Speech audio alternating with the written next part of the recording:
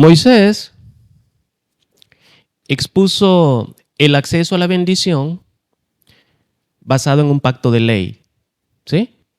Habría que cumplir los 10 mandamientos escritos en piedra y alrededor de los 10 mandamientos más o menos 600 y algo para poder cumplir bien esos 10. Eran cerca de 600 y algo de mandamientos entre ritos para poder estar calificado para ser bendecido. ¿Están aquí? No me pierdan el hilo, porque es un buen tiempo para escuchar esto. Y previo a finalizar su asignación en esta tierra, que fue sacarlos de su primer forma de cautiverio, ustedes saben la diferencia, lo hemos dicho, pero para los que no han escuchado, ¿cuál es la diferencia entre estar preso y estar cautivo? Estar preso es estar limitado a un espacio físico y a conversaciones y acceso a seres humanos. Pero estar cautivo es estar no tras rejas, pero con dificultades de expansión. Y hay dos tipos de cautiverio. El cautiverio del cual Moisés sacó al pueblo de Israel de Egipto, que era que ellos eran libres allá adentro, mírenme acá, pero no tenían libertad ni de culto, ni financiera, ni de salud. Hay gente que no está tras las rejas, pero está cautiva financieramente, está cautiva de su salud y está cautiva de su interior. Entonces, una forma profética, Moisés llega y saca al pueblo de su cautiverio y a ellos les iba a tocar por gracia accesar a otro cautiverio. ¿Cómo así? Hay dos tipos de cautiverio en la vida de un ser humano. El cautiverio que no me deja salir de donde estoy, que es el que me tiene ignorante de quién soy en mi identidad y no me deja ser libre en mi culto, libre en mi salud y libre en mis finanzas. Y el otro cautiverio es cuando ya salí del primero y no tengo acceso a tomar lo que es mío, que es el pueblo de Israel frente a Jericó. Lo que estaba allá adentro era de ellos, pero no podían accesar a él. ¿Se entiende? Hay dos tipos de cautiverios. Entonces, Moisés, reitero, expuso el acceso a la bendición basado en un pacto de ley. Y previo a finalizar su asignación, que fue sacar de su primer cautiverio al pueblo, que era sacarlos de Egipto, les describe que si hacen buen uso de su libertad para escoger el camino del cumplimiento de la ley, las bendiciones les seguirán y les alcanzarán. O sea, Moisés les dijo, miren muchachos, aquí está los dos sendas. Yo no voy a tocar su libertad, la que saqué de Egipto, pero para que las bendiciones les sigan a ustedes y los alcancen, tienen que cumplir la ley. Y les dice en el libro de Deuteronomio lo siguiente, 28 del 2 al 10. Si ustedes cumplen la ley, les dice, que no solamente son los 10 mandamientos escritos en piedra, sino que son todos los otros ritos y mandamientos y requerimientos que estaban alrededor de esos 10 mandamientos.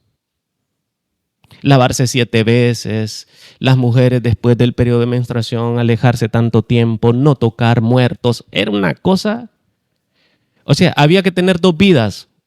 Una para vivir en la ley y la otra para ver del otro lado a ver si lo cumplió todo bien. Entonces, él les dice, si cumples la ley, vendrán sobre ti todas estas bendiciones y te alcanzarán si oyeres la voz de Jehová tu Dios. Bendito serás tú en la ciudad y bendito tú en el campo. Bendito el fruto de tu vientre, el fruto de tu tierra, el fruto de tus bestias, la cría de tus vacas y los rebaños de tus ovejas. Bendito serán tu canasta y tu arteza de amasar. Bendito serás en tu entrar y bendito en tu salir. Jehová derrotará a tus enemigos que se levantaren contra ti. Por un camino saldrán contra ti y por 7 caminos huirán delante de ti. Jehová te enviará su bendición sobre tus graneros y sobre todo aquello en que pusieres tu mano, y te bendecirá en la tierra que Jehová tu Dios te da. Te confirmará Jehová por pueblo santo suyo como te lo ha jurado, cuando guardares los mandamientos de Jehová tu Dios y anduvieres en sus caminos, y verán todos los pueblos de la tierra que el nombre de Jehová es invocado sobre ti y te temerán. Están lindas las bendiciones. El pequeño problema era que había que cumplir la ley. Y yo les voy a decir algo: el que no miente roba, el que no roba fornica, el que no roba fornica envidia, el que no envidia deshonra a sus padres, el que deshonra a sus padres. O sea, nunca nadie los cumplió, excepto Jesús. Los puede cumplir, ni los va a cumplir. Y ahora menos porque hoy estamos fuera de ese requerimiento. ¿Están aquí? Entonces, las bendiciones están lindas, es todo lo que los hombres buscamos.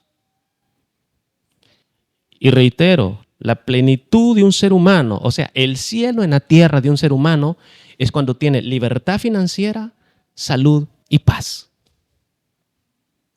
El hombre que alcanzó eso, hombre o mujer, como dicen coloquialmente, la hizo. Entonces, las bendiciones están lindas, pero había que cumplir los 10 mandamientos. Antes de Jesucristo, las bendiciones seguían y alcanzaban si se cumplía perfectamente la ley. Sin embargo, hubieron quienes experimentaron estas bendiciones que acabamos de leer sin cumplir la ley y sin ser israelita. O sea, ¿la tienen clara? Todos queremos esas bendiciones. Antes de Jesucristo, para accesar a eso había que cumplir perfectamente la ley, pero inclusive antes de Jesucristo hay evidencia en la palabra de Dios de hombres y o mujeres que accesaron a esa bendición sin cumplir la ley y sin pertenecer al pueblo de Israel. Vamos a repasar una pequeña historia.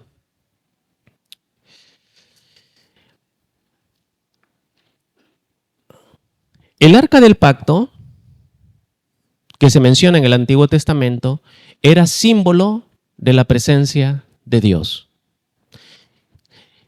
El arca del pacto era un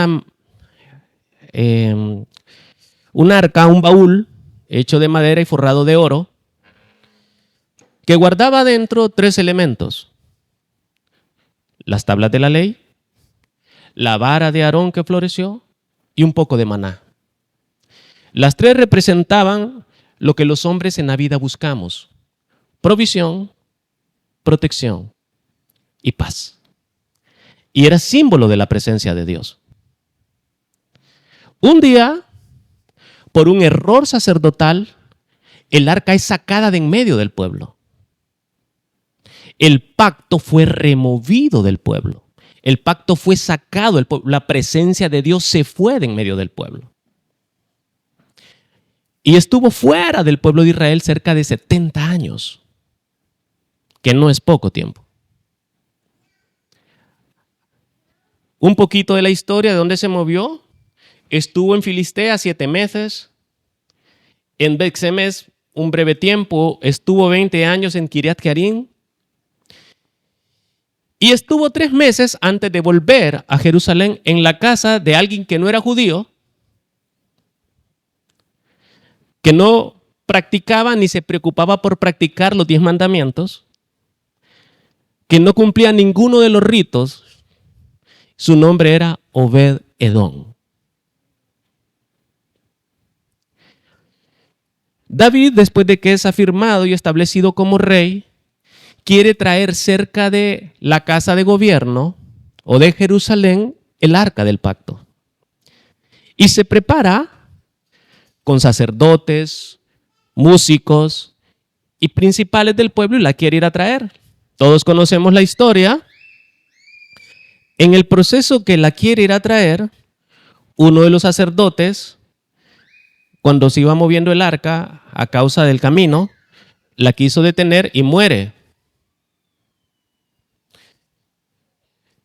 Como un pequeño símbolo de que la presencia de Dios no puede ser sostenida por ningún esfuerzo humano. David se queda pensando y dice, dejen el arca. Iban cerca de la casa de un gentil, de un extranjero que vivía ahí llamado Obed-edom. Dejen ahí el arca porque todo el mundo sintió temor. Y David se fue a pensar, ¿cómo puedo hacer para trasladar el arca del pacto, la presencia de Dios que provee, que protege y que ministra? Yo la necesito cerca de mí. David tenía esa revelación. Y Dios le reveló cómo hacerlo. Dios le dijo, prepara lo mejor de tus ganados, andate no con tanto wiri wiri, sino que abrite paso con la ofrenda.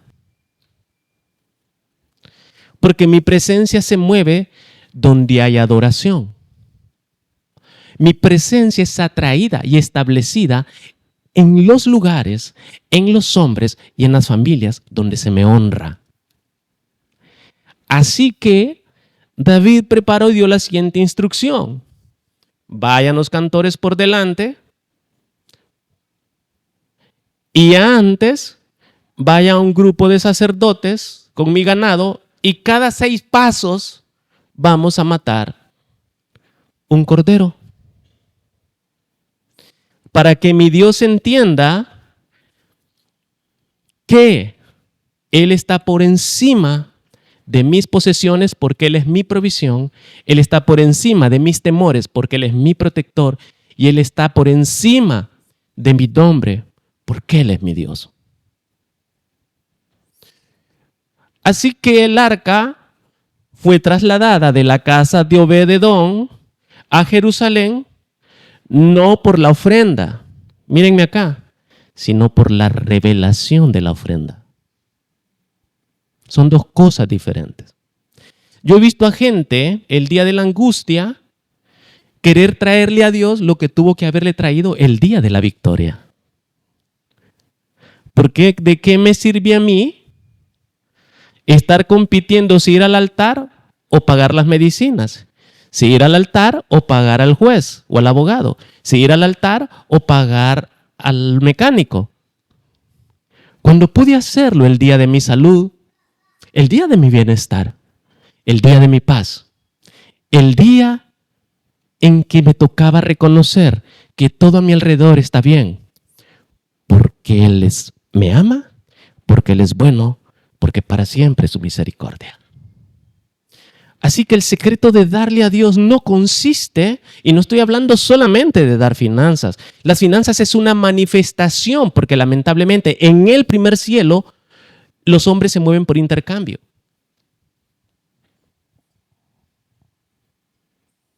Entonces David tuvo la revelación de mover la presencia porque él necesitaba el pacto cerca de su gobierno. Y lo mueve. Y dice lo siguiente en 2 de Samuel capítulo 6. Y temiendo David a Jehová aquel día dijo, ¿cómo ha de venir a mí el arca de Jehová? Porque él se quedó pensando que había muerto el sacerdote cuando lo tocó y se puso a pensar. De modo que David no quiso traer para sí el arca de Jehová a la ciudad de David y la hizo llevar David a la casa de Obed-edom, geteo. Y estuvo el arca de Jehová en casa de Obed-edom, geteo, 3 meses. Y bendijo Jehová a Obed-edom y a toda su casa. Ustedes saben que no hay cosa, el tipo es gentil. No cumple, como ustedes, los 10 mandamientos y como yo. Ni las 600 y pico leyes. Y por casualidad, desde el punto de vista humano, pero por gracia, desde el punto de vista de Dios, la presencia de Dios llegó a su casa. Y él, sin currículum, sin contactos, sin haberlo buscado, sin merecerlo, sin comprarlo, sin pertenecer al coro, al grupo de hombres, sin ir lunes, martes, miércoles, jueves, viernes, sábado y domingo a la iglesia, empezó a ser bendecido. No ha hecho nada, queridos. El arca del pacto llegó a él por gracia. La presencia de Dios llegó a él por gracia. Él es un gentil. Él no conoce ni cumple las leyes.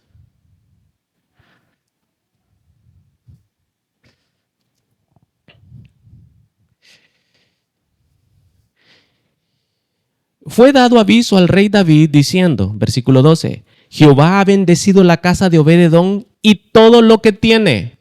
Cuando la presencia de Dios llega a tu casa, también está conectado lo que tienes. No importa si lo tienes en otro país, en el campo, en la cuadra de al lado, o si dejaste tu carro estacionado en el mall. Es profundo esto, chicos.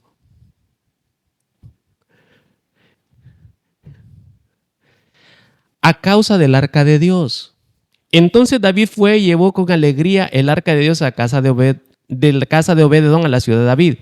Y cuando los que llevaban el arca de Dios habían dado 6 pasos, él sacrificó un buey y un carnero engordado. Y David danzaba con todas sus fuerzas delante de Jehová. Y estaba David vestido de efod y de lino.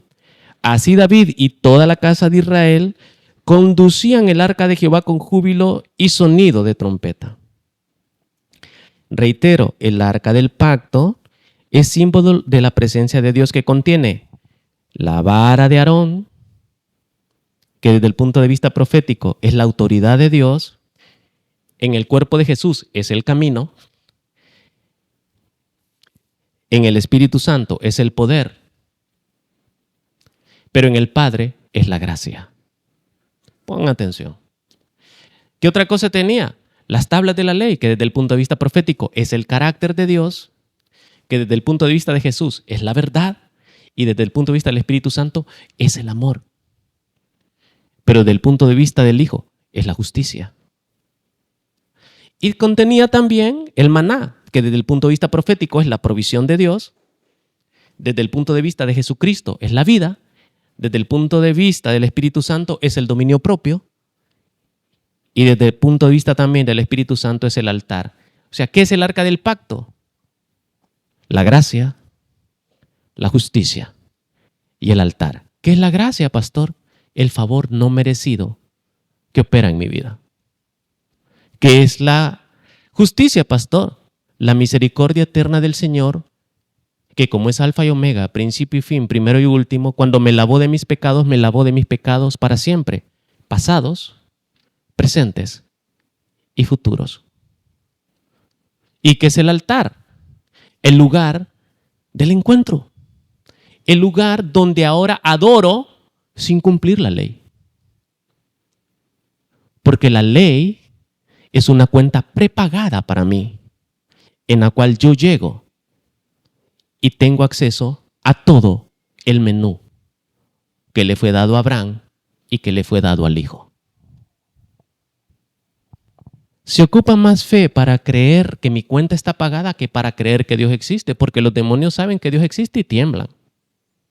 Pero se ocupa más fe para saber que cuando yo hablo con Él, entro justificado, pido como justificado y pido como que es mío, solo pido nada más. Y si hay cosas que no están determinadas, las puedo pedir. Pero se ocupa una gran determinación de cambio de pensamiento, no para andar en mis obras, sino para andar en la obra perfecta de Jesús. O sea, ya no vivo yo, más Él vive en mí. Mi depósito, por causa de la carne, es imperfecto, pero mi esencia, por causa de lo que Jesús dijo, es santo.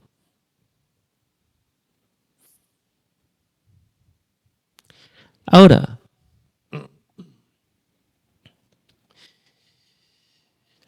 fue removida de un lugar, el arca del pacto, por un rey que tenía revelación del altar. Reitero, David no movió del lugar el arca del pacto por la ofrenda, que no fue poca. David logró mover el arca del pacto por la revelación de la ofrenda. ¿Se entiende? Es que no es lo que yo doy. No se trata de cantidad, es la apertura del corazón. Dice que Jesús estaba frente al arca de las ofrendas y muchos ricos traían de lo que les sobraba. Y sin embargo pasó una viuda que de lo poco que tenía, dio lo único. Y eso sorprendió a Jesús. Porque cuando le das al Señor, la revelación viene dada en actitud del corazón. Es exactamente como cuando damos a un necesitado. No se trata de la cantidad ni la manera, sino la compasión. Por eso dijo Pablo, me puedo dar mi cuerpo para que sea quemado y dar todos mis bienes a los pobres, pero si no hay compasión en mí por ellos, de nada me sirve. Entonces David logra trasladar la presencia de Dios representada en el arca del pacto. Al final en revelación, ¿qué trasladó? La gracia, la justicia y un lugar donde los hombres podían ofrendar. ¿Cuál fue la causa del cautiverio del pueblo en Egipto? Que no los dejaban ofrendar. Cuando ya tu temor o tus finanzas o tu ignorancia no te permite adorar al Señor con tus bienes, estás cautivo. ¿Y por qué no los dejaban ofrendar en Egipto? Porque para los egipcios y sobre todo para los faraones, el Dios que recibía a los faraones después de muertos en la eternidad tenía cuerpo de hombre y cabeza de cordero. Entonces era una abominación que los israelitas mataran corderos porque era una ofensa al Dios de la eternidad de los faraones y no les permitían. Yo siempre digo esto. Si un amigo te mira que te compras el último celular con seguro, $2,500, $3,000, o te compras un carro o una buena ropa o vas a viajar, no te dicen nada. Te admiran, oh, guau, y empiezan a hablar de tecnología o de viajes y todo. Pero si les dices que trajiste $2,500 a la iglesia, dicen que sos tontos, pero en francés. Porque para Egipto es una abominación matar corderos. ¿Se entiende?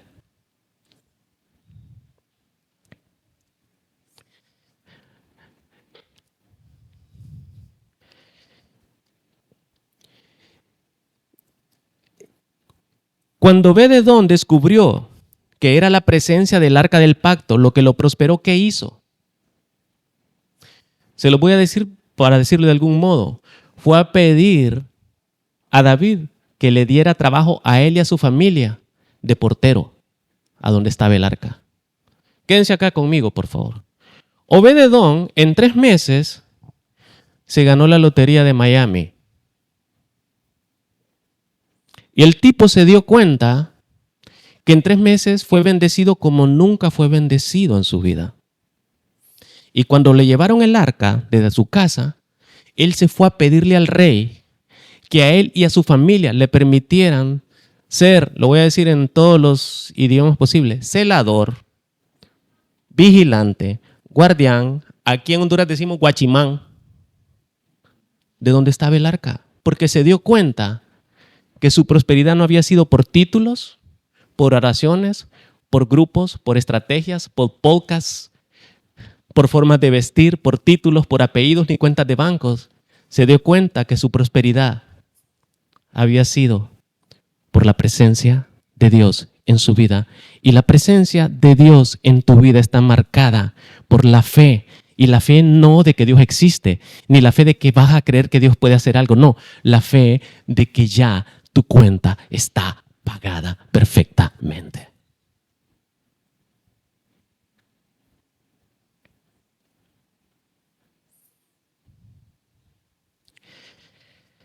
En Primera de Crónicas 16, 37 a 39 dice que dijo David, y David dejó allí ya cuando estableció en la tienda del encuentro el arca del pacto a Asaf y a sus hermanos, eran sacerdotes, para que ministraran de continuo delante del arca cada día, cada casa en su día, y a Obed-Edom y su familia. Eran 68 hermanos para que fueran los porteros. ¿Saben qué es porteros? Vigilante, pues. O sea, tuvo más revelación ese tipo que los supuestos conocedores de la palabra y de la ley. Él dijo, ¿para qué me voy a perder? Si la presencia de Dios llegó a mi casa por gracia, y esa presencia me prosperó en el campo y en la ciudad, y en todo lo que tengo, yo no voy a dejar ya de andarme esforzando. Solamente voy a procurar estar cerca de la presencia. ¿Y qué es la presencia? La gracia, que es el favor que no merezco. La justicia, saber que la sangre me limpió delante del cielo para siempre. Y el secreto de reconocer a Dios con mi ofrenda en el altar. Gracia es el pan, es el cuerpo. Mi cuerpo es verdadera comida, dijo Jesús. Justicia es el vino, es la sangre. Y mi sangre verdadera bebida, es la misericordia. Y el que quiera ser mi discípulo, que tome su cruz, su altar, y me siga. La religiosidad dijo que son las angustias, los sufrimientos. ¿En serio ustedes quieren seguir a un Dios que para todo tengan que sufrir? Yo no. Y no es mi Dios ese. Mi Dios es uno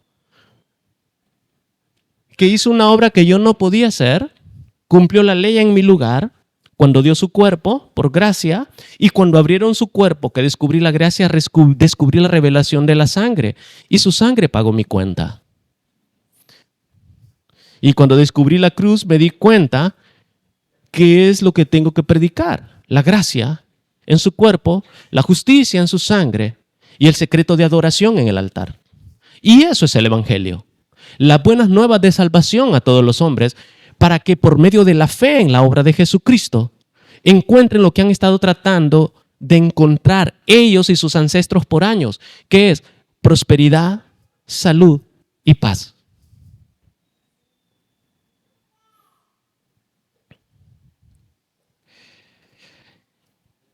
¿Y cómo accesamos nosotros? Ahora que Jesús cumplió perfectamente la ley y se entregó como sacrificio en nuestro lugar, las bendiciones nos siguen y nos alcanzan por la fe en la obra de Jesucristo. Lo que habíamos leído en Deuteronomios, ya tenemos acceso. ¿Por qué? Porque Jesucristo cumplió perfectamente la ley por mí.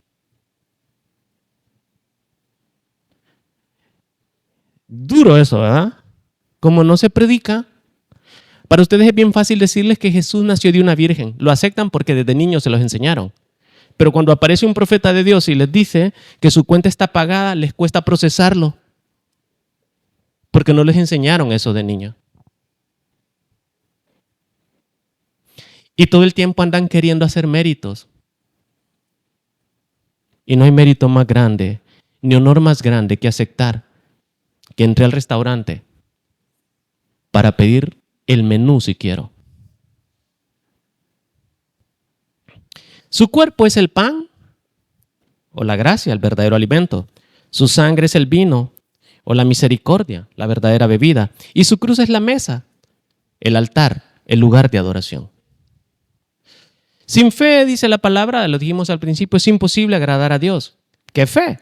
No de que Dios existe o la necesidad de que algo pase, sino es la fe que me hace estar seguro de que Jesús cumplió la ley perfectamente por mí. Anuló, por tanto, el pacto de ley para que yo entrara en un pacto de gracia. Es la fe que me hace seguro de que su sangre pagó eternamente mi cuenta de pecado. Anuló el acta de decretos que venían contra mi bendición financiera, mi bendición física y mi bendición espiritual. Por tanto, Él es también mi justicia. Y en la cruz reveló mi nuevo acceso a la adoración. Anuló, por ende, la pobreza financiera de mi vida y me enseñó que el lugar perfecto de adoración es el altar.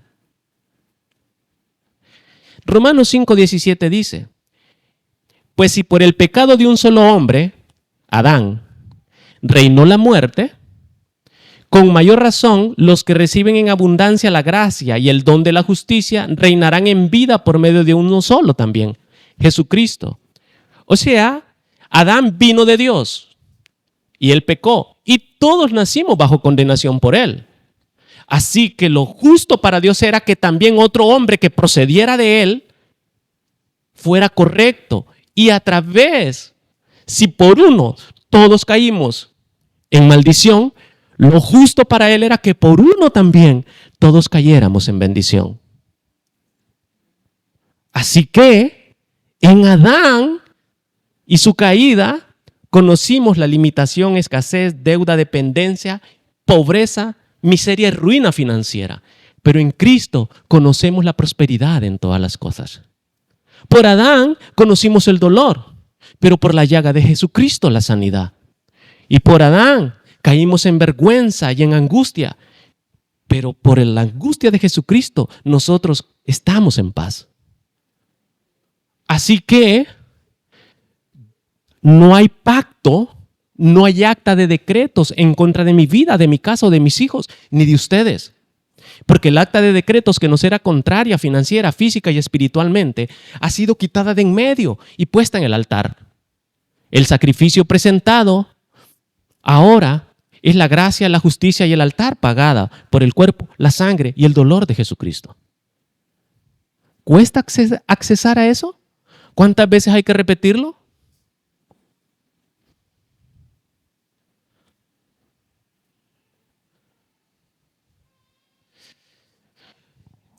O sea, si fui salvado sin tener méritos y sin hacer esfuerzos humanos, ¿cómo podrían mis méritos o mis esfuerzos mantenerme en un lugar en el que los méritos y esfuerzos propios no operan? Voy a repetir.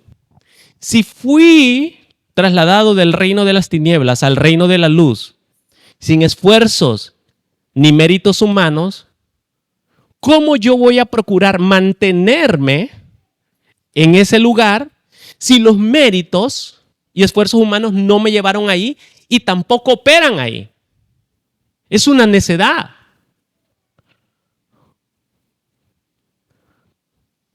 No hay sensación de gratitud más grande cuando me doy cuenta que fui adoptado en pleno y verdadero amor, en plena y verdadera bondad, en plena y verdadera gracia, en plena y verdadera misericordia, en plena y verdadera fidelidad para siempre. Gálatas 2:20 dice, con Cristo estoy juntamente crucificado. Y los religiosos dicen, ay, que estás sufriendo, pagando el precio. No, lo que estoy queriendo decir, mi vida es una ofrenda plena de gratitud. Mi vida es una ofrenda plena, ya no vivo yo, porque fui conocido, predestinado, llamado, justificado y glorificado. Estar glorificado es andar permanentemente coronado, vestido, calzado y rodeado de favor como un escudo, eternamente perdonado y representando, siendo testigo de que Jesucristo es el Mesías, el Hijo de Dios y que resucitó. Y la gente solo lo sabe leer en mi evidencia financiera, en mi evidencia física y en mi evidencia espiritual. Y mi evidencia espiritual no por perfecta, todo lo contrario, sino porque como que a Dios le place bendecirme y servir la mesa delante y en presencia de los religiosos, de mis angustiadores. Porque el que persigue a la iglesia no es Satanás. Satanás no puede hacer absolutamente nada si no lo hace por medio de los hombres. Y a quien usa es a los religiosos, ni siquiera a los ateos. Porque el que persiguió al hijo de la libre fue el hijo de la esclava. Y la esclava es la religión. Porque depende de sus fuerzas y sus méritos. Y cuando dependes de fuerzas y mérito, eres esclavo.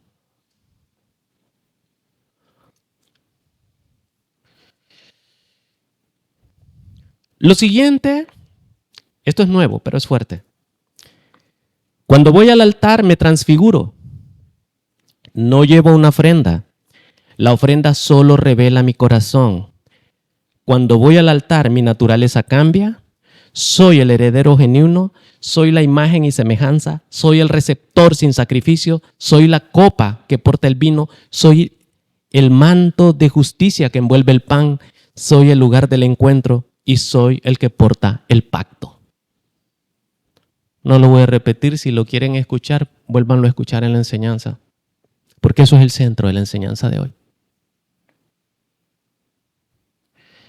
Según de Timoteo 2:13 dice, si fuéramos infieles, Él permanece fiel, porque Él no puede negarse a sí mismo. ¿Cómo así? Está queriendo decir, Él no va a dejar ni de proveer, ni de proteger, ni de ministrarse, porque Él vive en nosotros.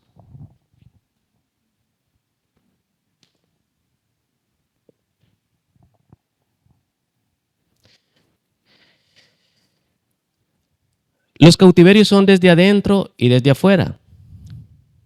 El libre entra y sale cuando quiere. Israel en Egipto era cautivo por dentro. Pero cuando ofrecieron la ofrenda, lograron salir. Israel ante Jericó era cautivo desde fuera. Pero cuando hablaron con revelación, ¿en qué momento hablaron, pastor? Cuando dijeron, gritad, porque Jehová nos ha entregado la ciudad. Se las había entregado, en el mundo natural no todavía. Pero la palabra siempre antecede a la acción. Ustedes ven en el capítulo 1 del Génesis que Dios habló, pero la materialización la ven en el capítulo 2.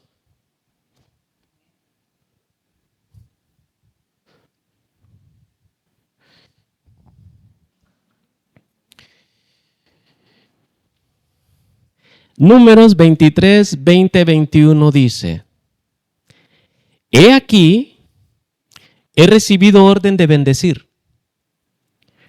Él dio bendición y no podré revocarla. No ha notado iniquidad en Jacob, esa es tu parte humana. Ni ha visto perversidad en Israel, eso es en tu espíritu. Jehová, su Dios, tu Dios está contigo,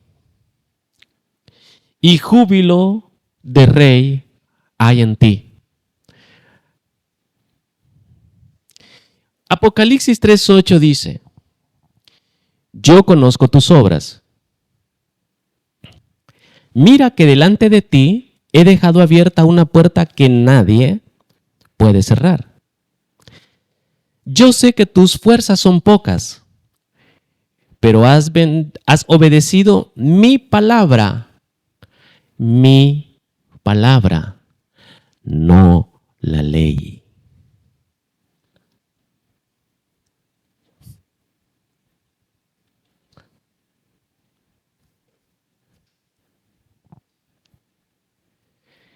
Y no has renegado de mi nombre.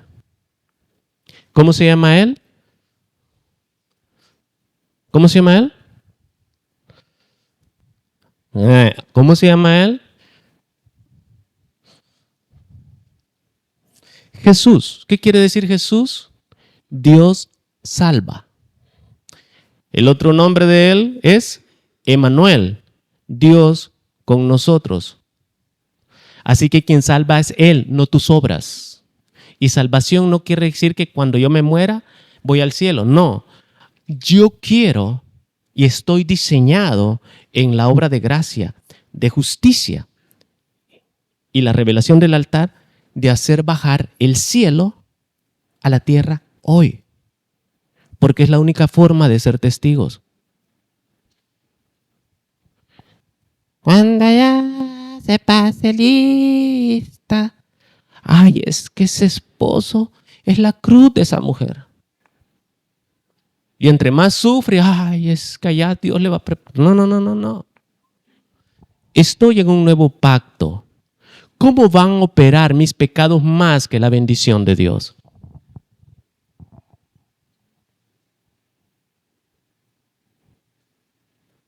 Yo sé que esto golpea porque a la gente le fascina el sacrificio.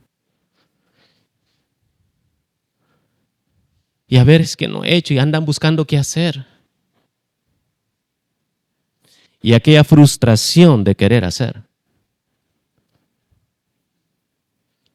Y se amarga la gente. Y le reclaman a Dios. Y se ponen a hacer tratos con Dios. Y si haces esto, yo voy a hacer esto.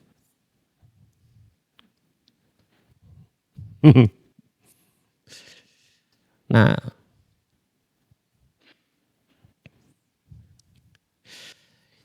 Se las voy a traducir. Yo sé que basado en la ley, tus obras no son perfectas. Pero basado en la fe de la obra de mi Hijo, Él se ha convertido en una puerta de acceso permanente. La gracia o el favor no merecido que nadie puede cerrar. Porque el que esté abierta no depende de tu esfuerzo o tus méritos humanos. Está abierta por mi amor, por mi bondad y mi fidelidad para contigo, porque yo vivo dentro de ti. Depende de la determinación de caminar en la fidelidad de mi promesa, que es la gracia para ti, y la eternidad de mi pacto eterno de justicia, que es la sangre de mi Hijo sobre tu vida, sobre tu casa, sobre los tuyos y sobre todo lo que tienes. ¿Cuesta tanto entender esto?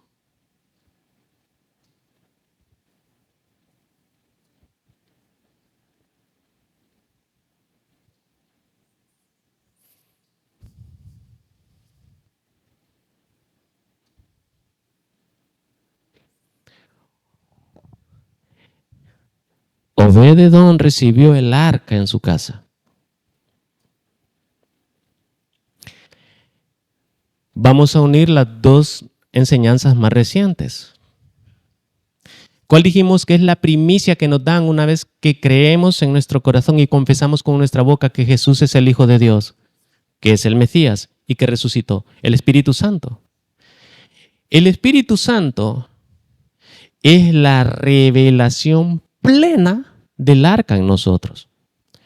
Porque para los profetas, la figura del arca, o para el pueblo de Israel en ley, lo que el arca tenía era la vara, las tablas de la ley y el maná. Para los profetas, la vara representaba la autoridad de Dios, las tablas de la ley, el carácter de Dios, y el maná, la provisión de Dios. Cuando aparece Jesucristo entre nosotros, la vara, que era la autoridad en la revelación profética, ahora es el camino. Jesucristo dijo, yo soy el camino. Las tablas de la ley, que en la revelación profética eran el carácter de Dios, ahora en Jesucristo es la verdad. Él dijo, yo soy el camino, yo soy la verdad.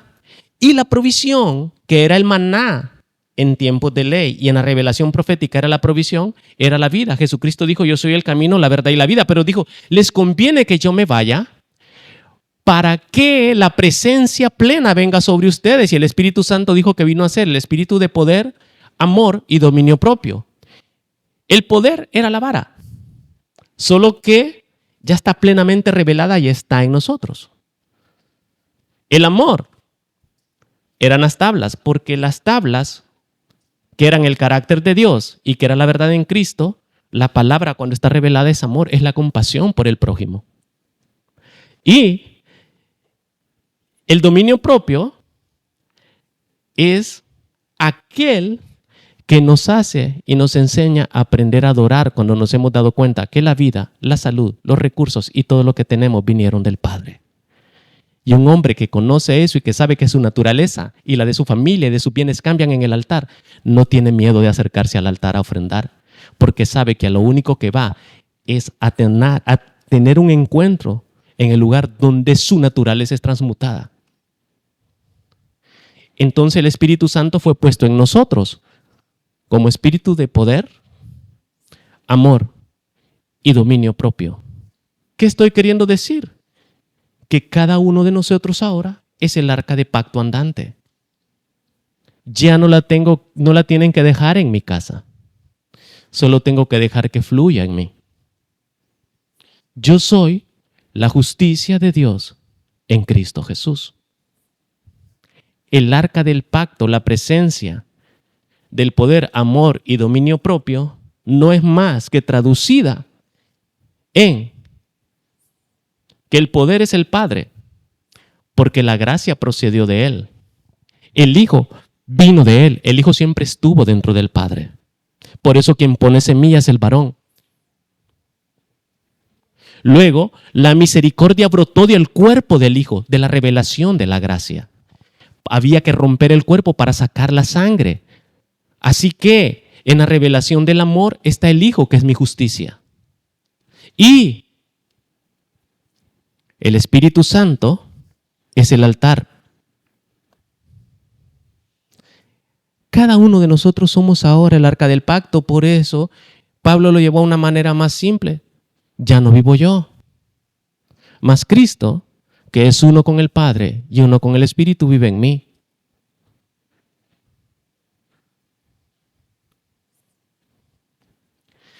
Y hoy van a pecar.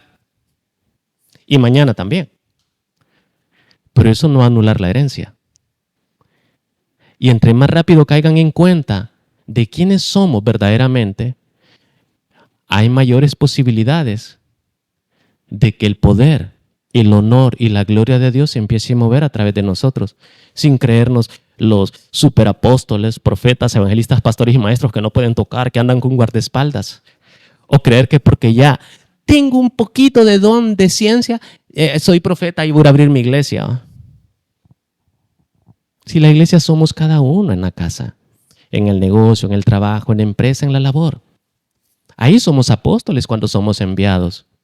Ahí somos profetas cuando damos una palabra de revelación. Ahí somos evangelistas cuando llamamos el mensaje de salvación a la gente. Ahí somos maestros cuando explicamos una palabra en una confusión. Ahí somos enviados cuando llevamos o contribuimos a alguna obra que va a bendecir a alguien más. Ya el tiempo de las estrellas de Hollywood en los altares se terminó y la gente está harta de tanta estupidez y de tanta religiosidad. La gente quiere ver hombres y mujeres genuinos que tienen una vida normal, que tienen desafíos, por supuesto, pero que están en paz, que tienen a quien acudir, que tienen en quien confiar, que saben para quién viven, que saben que un día, si la iglesia no es levantada, no vamos a ir de acá. Y que la mejor historia que podemos dejar es la de haber vivido para anunciar, establecer, fortalecer, ensanchar el reino de Dios a donde nos haya puesto el Señor. Reitero, unos son deportistas, otros artistas, músicos, profesionales. Todos viviendo en armonía, interdependientes unos de otros. ¿Quién complicó esto siendo tan sencillo? ¿Quién quiso apoderarse de la libertad de la gente y volverlas a meter cautivo en su ministerio?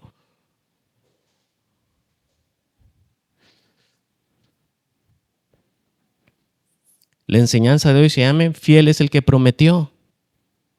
Puedes vivir confiado en que Él desea que seas próspero en todas las cosas y que tengas salud, así como prospera tu alma. Y cierro con esto nuevamente. Conozco tus obras. Mira que delante de ti he dejado abierta una puerta que nadie puede cerrar. Yo sé que tus fuerzas son pocas, pero has obedecido mi palabra y no has renegado de mi nombre, que es: te salvo y estoy contigo. Jesús o Emmanuel. Traducido es: yo sé que basado en la ley, tus obras no son perfectas. Pero basado en la fe de la obra de mi Hijo, Él se ha convertido en una puerta de acceso permanente delante de ti. Una puerta de gracia que nadie puede cerrar. Porque el que esté abierta no depende de tus fuerzas o méritos humanos, sino de la determinación de caminar en la fidelidad de la promesa de la gracia, que es el favor no merecido, y la eternidad de mi pacto eterno de justicia, que es mi misericordia en la sangre de mi Hijo. Amén. Gloria a Dios. Vamos.